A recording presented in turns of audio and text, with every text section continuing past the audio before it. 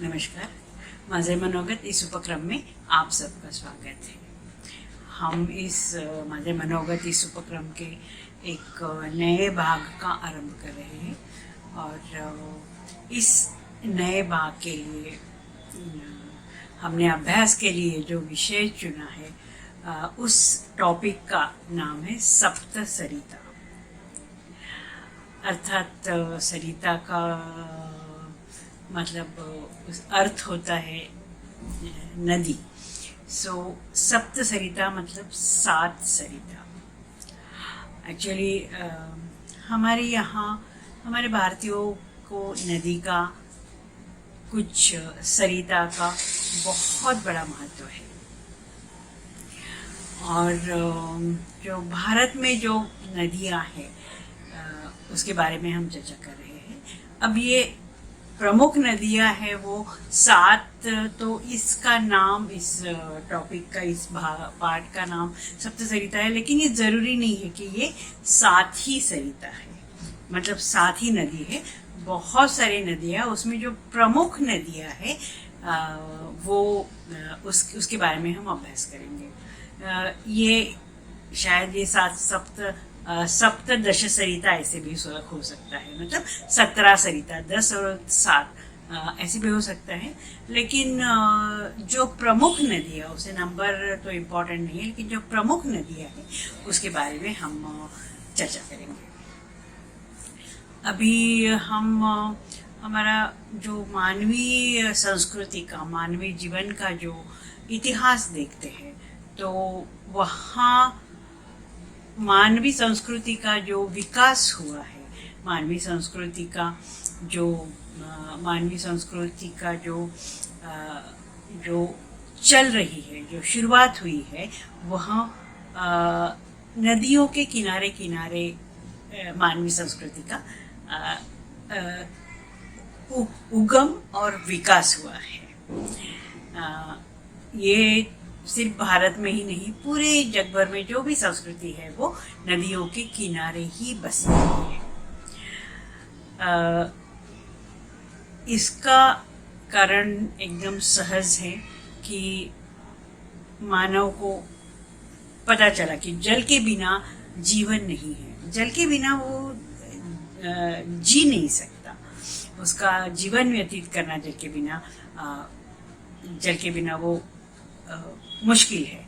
इसके लिए जो संस्कृति का विकास हुआ, मनुष्य जब वो एक जगह पे स्थिर नहीं था, कृषि क्रांति नहीं हुई थी, उसको खेती का ज्ञान नहीं हुआ था, उससे पहले वो जब एक जगह से दूसरी जगह से तीसरी जगह था, इस तरह से उसका जो उसका जीवन चल रहा था, तो पूरा जीवन नदी के किनारे किनारे चल रहा था. जहाँ जल है, जहाँ पानी है, जहाँ नदी है, वहीं वो उसका अपना डेरा बसाता था, यहाँ से लेके वहाँ तक. बाद में उसे खेती करना, कृषि क्रांति उसने शोध लिया. और उसके बाद में जो उसका जो मानवीय जीवन है वह एक जगह उसको ठहराव आ गया. और उस वक्त वो नदी किनारे या जैसे जहाँ जल है वहाँ वो अपने आप को उसने बसा दिया. जल के बिना न तो उनका जीवन व्यतीत हो सकता था, या उसका जो खेती जो है, जो कृषि है, वो पानी के बिना नहीं हो सकती है. उसको रियलाइज हुआ और उसके बाद उन्होंने नदी के आसपास ही पहले खुद रहा, फिर बाद में थोड़ा समाज बढ़ाया, उसके बाद में गांव बसाया. और इस तरह से उसका जो जीवन प्रवाह है वो नदी के जल के प्रवाह के साथ साथ चलता गया. अब वहाँ नदियों का, जल का पूरा जो उसका महत्व जो है, वो उस नदियों का महात्म्य जो है वो उसने जान लिया. वैसे हम जो भारतीय है उनकी बात करेंगे तो हम स्वभाव से भी हम श्रद्धावान होते हैं, स्वभाव से ही हम भावनिक होते हैं.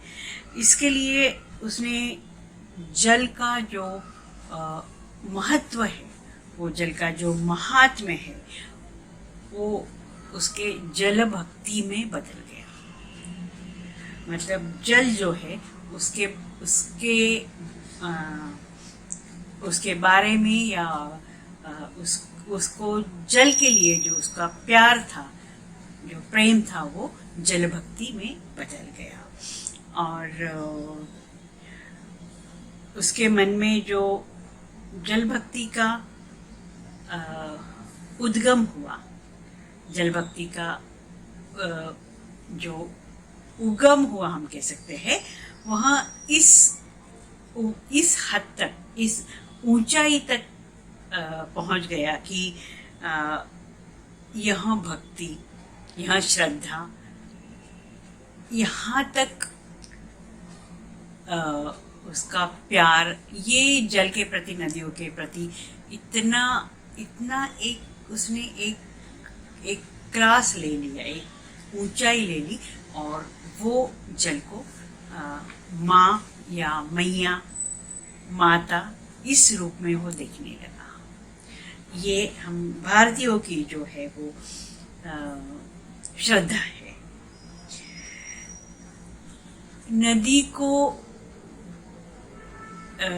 देखते ही उसमें स्नान करना या नदी का जल का पान करना, या हो सके तो कि नदी के किनारे दान करना, यह प्रवृत्ति धीरे धीरे धीरे मानव के मन में आ गई। और यहाँ प्रकृति एक संस्कार बन गई है, जो उसकी जो प्रवृत्ति है वो संस्कार बन गई। और स्नान, पान और ज्ञान, ज्ञान नहीं, दान, इनके द्वारा नदी की अर्थात नदी की पूजा होती है। हमारे यहाँ नदी देवी की शास्त्रोक्त रीति से भी पूजा होने लगी। कदाचित भारत एक ऐसा अनोखा देश है कि जहाँ नदी की, खासकर गंगा मैया की, हम कहेंगे आरती होती है।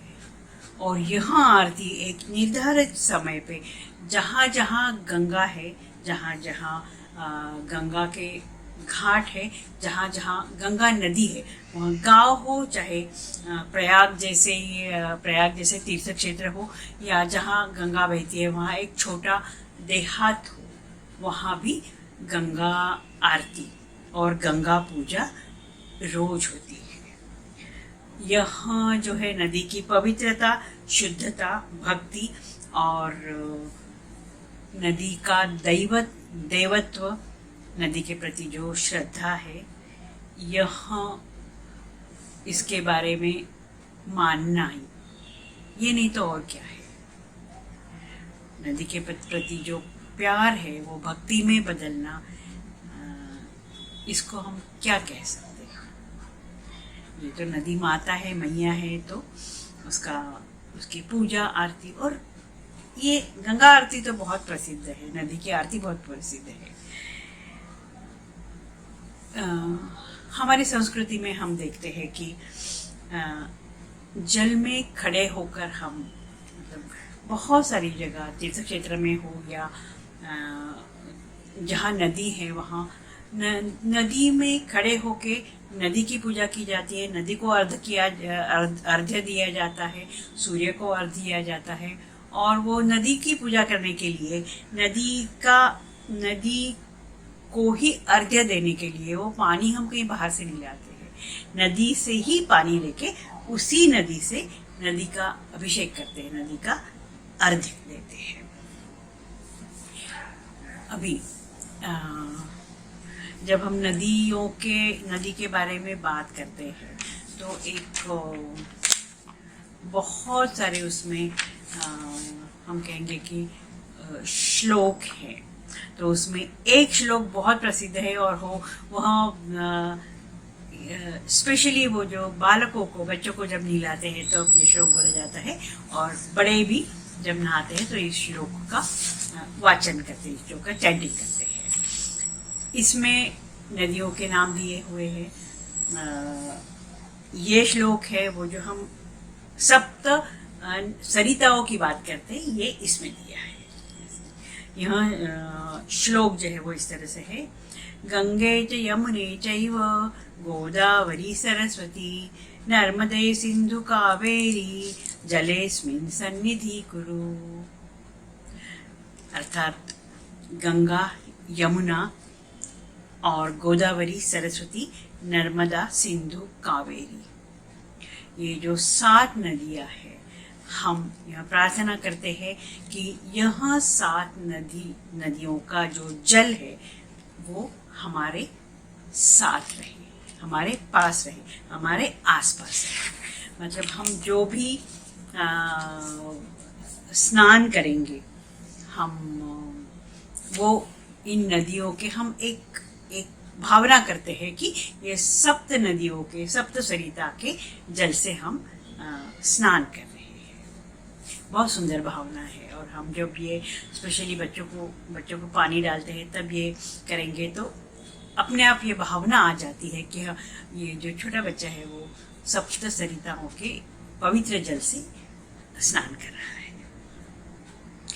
अभी नदियों का जो उगम होता है, हम देखते हैं उसको, वो शुरू होती है या तो वो पहाड़ से शुरू होती है, पहाड़ों से नीचे गिरती है और फिर आगे चलती है, या तो फिर वो सरोवर है या सरोवर से उसका उगम होता है। अब जो नदी पहाड़ से निकलती है उसको गिरिजा कहते हैं। गिरी का मतलब पर्वत होता है, और वो जो पर्वतों से उसका उगम होता है वो गिरिजा है। और जो नदी सरोवर से निकलती है उसे सरोजा कहते हैं। सरोजा। अभी गिरिजा और सरोजा, इसके बारे में हम और चर्चा करेंगे कि कौन सी गिरिजा नदियाँ है और कौन से पहाड़ से कौन सी नदी का उगम हुआ है और वो कहाँ तक जा रही है।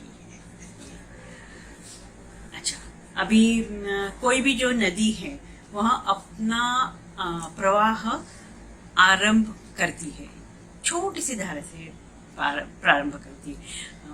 स्पेशली गंगा जी का जब हम उल्लेख करेंगे, गंगा जी के बारे में बात करेंगे तो गंगा जो है गंगोत्री से शुरू होती है, और कहते हैं कि वहाँ जो अपनी लिटिल फिंगर है उसका जो उगम है वो लिटिल फिंगर होता है। लिटिल फिंगर से जितना होता है उसके बाद में वो आगे कितनी विशाल बनती है हम सबको पता ही है।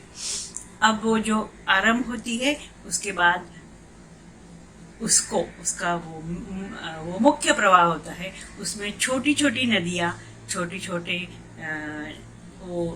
छोटे प्रवाह उसमें आके मिलते हैं, और ये हमारी जो बड़ी नदी है वो इन छोटी नदियों को अपने में समा लेती है, और जो छोटी नदी उसमें समा लेने के बाद नदी एक विशाल रूप ले लेती है, और जब ये विशाल रूप है इसमें जो छोटी नदियां है, छोटे जो प्रवाह है उसका भी योगदान होता है।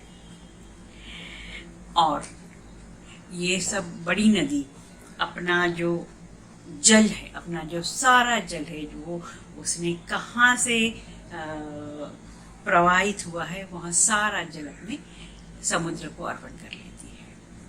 हम यदि गंगा जी की बात करेंगे तो गंगा जी हिमालय से शुरू होती है, गंगोत्री जहाँ उसका उद्गम है उसको गंगोत्री कहते हैं, और वहाँ से वो चल के गंगा सागर में पूरे देश में वो पूरा देश को पूरा उन्नत करके, पूरे देश को समृद्ध करके वो गंगा सागर में गंगा उसको गंगा सागर है क्योंकि गंगा सागर में मिलती है, वो सागर में वहाँ समा जाती है। और हर एक जो नदी है समुद्र में मिलती है वो अपने आप को अपना सारा जल उन समुद्र को अर्पण करके खुद को कृतार्थ करती है, खुद को कृतार्थ मानती है, खुद को कृतार्थ करती है। इसीलिए समुद्र को नदीपति कहा है। नदीपति, समुद्र का एक नाम नदीपति है, क्योंकि वो नदी को अपने आप में समा लेता है। नदियों के बारे में हम देखते हैं कि वैदिक काल से नदियों का महत्व, नदियों का महात्म्य हमारे वेदों में बहुत विस्तार से दिया हुआ है। नदी का जो आध्यात्मिक अंग है, नदी का जो निसर्ग से संबंधित है, क्योंकि वेदों में तो पंचमहाभूतों की पूजा होती है, उसमें एक जल है, जल की भी पूजा होती है। तो इस तरह से वो पंचमहाभूतों में जल भी है, तो उसका निसर्ग के साथ किस तरह से संबंध है वो हमारे वैदिक ग्रंथों में, वैदिक साहित्य में दिया हुआ है। और इसका बहुत ही विस्तृत ढंग से हमारे वेदों में वर्णन किया है।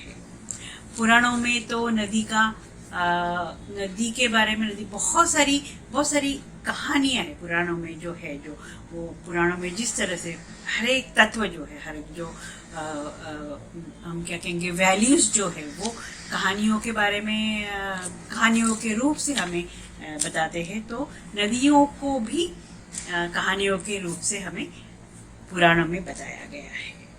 और वहाँ भी उनका जो नदी का उगम है, उनका पौराणिक संबंध क्या है, उनका देवी देवताओं के प्रति जो कहानियाँ हैं वह यहाँ दी गई है।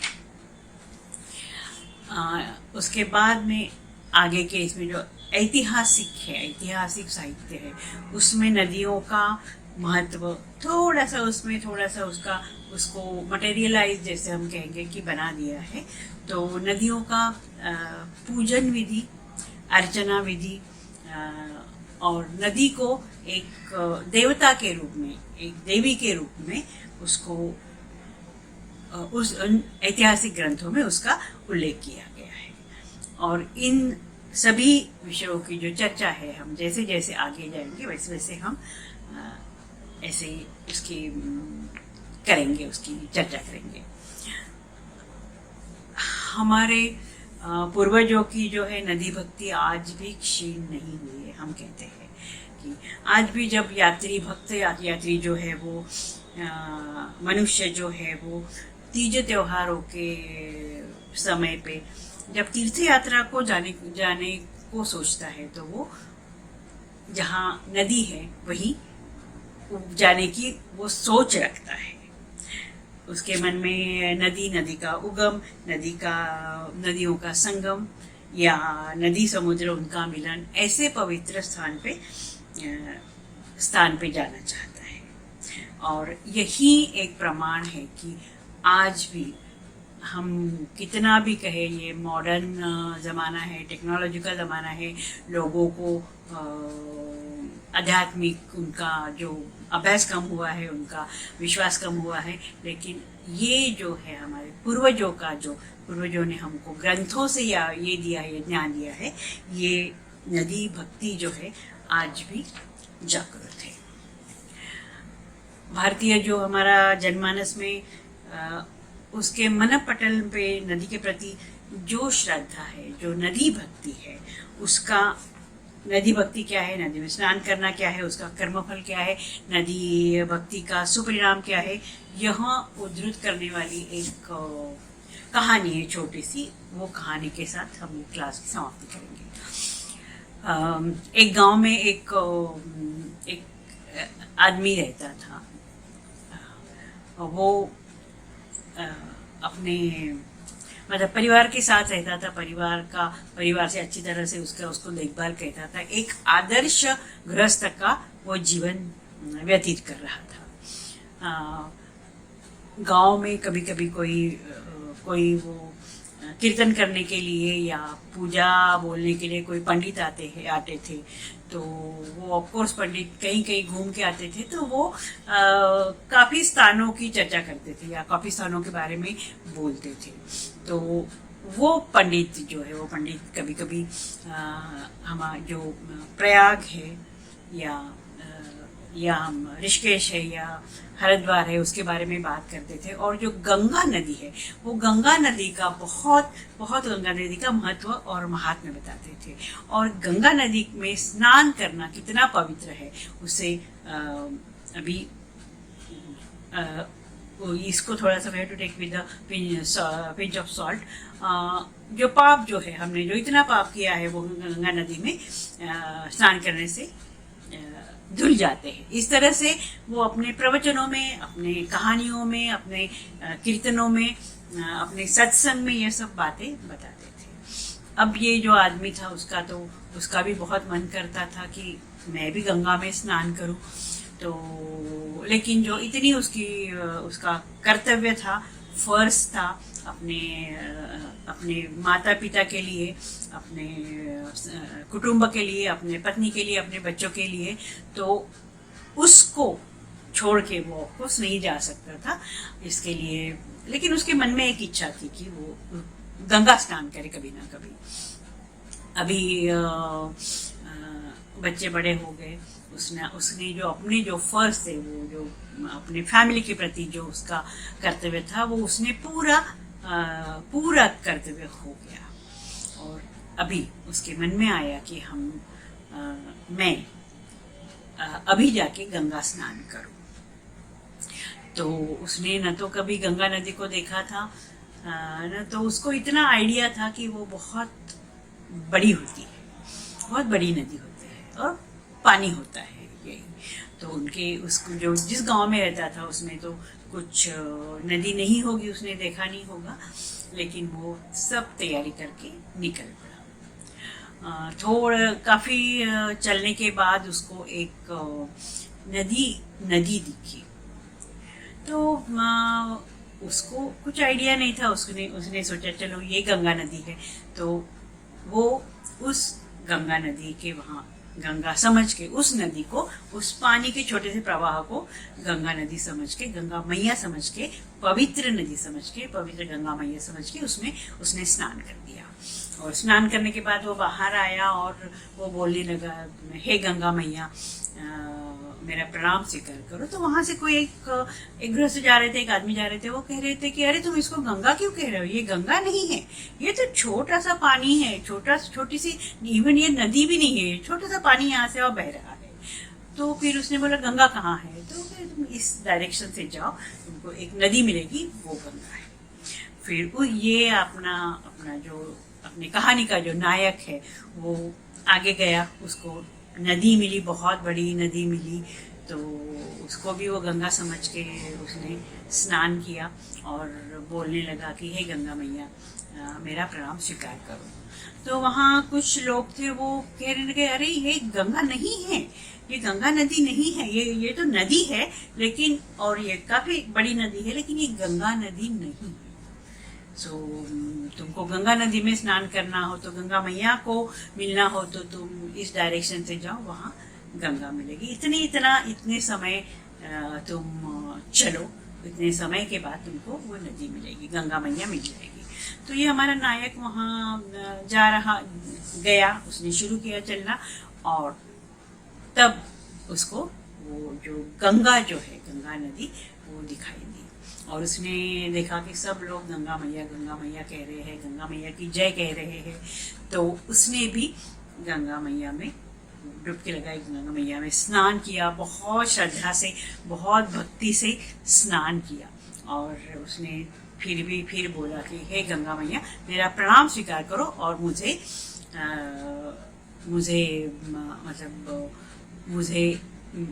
जो पुण्य है वो मुझे दो, और ये जो मेरी जो इच्छा है वो अभी पूरी आपने तो कर दी है।